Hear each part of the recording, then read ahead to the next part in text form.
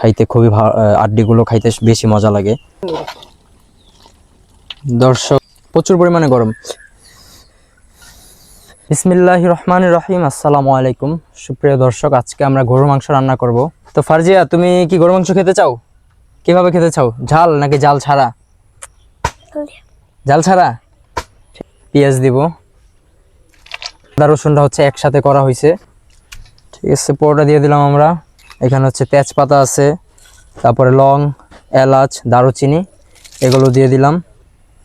এটা যে কোনো মরিচের গুঁড়া ইউজ করতে পারেন। এখন দিব হলুদের গুঁড়া, দিব ধনিয়ার গুঁড়া, হচ্ছে দিব জিরার গুঁড়া, মশলা গরুর, এটাতে সব কিছু আছে আপনার। এখন দিয়ে দিব লবণ, এখন হচ্ছে সরিষার তেল পোয়ার মতো দিয়ে দিলাম। মাংস এখানে আছে 7 কেজি বা 8 কেজি পরিমাণের। তো এখন সব মশলা দেওয়া শেষ, ভালো করে আমরা মাখায় নিব। ফারজিয়া, কেমন লাগতেছে? লাইড়া চেড়ে নিব। আমাদের সব মাংস ম্যারিনেট করা শেষ দর্শক। ম্যারিনেট করার পরে মিনিমাম 20 থেকে 15 মিনিট রাখবেন। এখন আমরা এটা একটা পাতিলে নিব, পাতিলে নিয়ে পাতিলটা ঢাইকা 1 ঘন্টা এরকম রাখা দিব। তারপর রান্না হয়ে গেলে দেখা হচ্ছে। আমরা এখন এই মাংসটার পাতিলে ঢাইলা নেব ভালো মতো।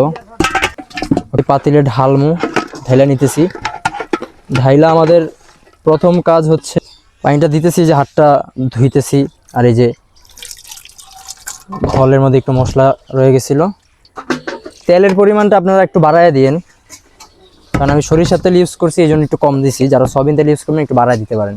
নলি খাইতে খুবই আড্ডিগুলো খাইতে বেশি মজা লাগে।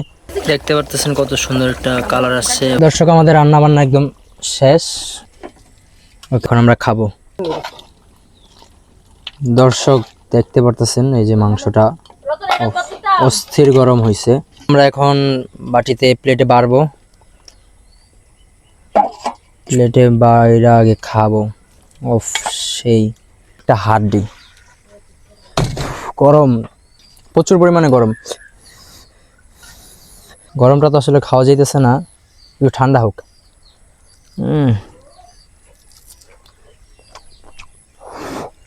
প্রচুর পরিমাণে গরম।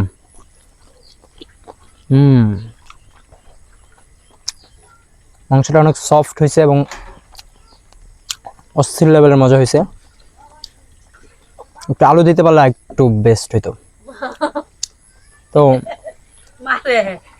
ভিডিওটা এখানেই কি শেষ করে দেব?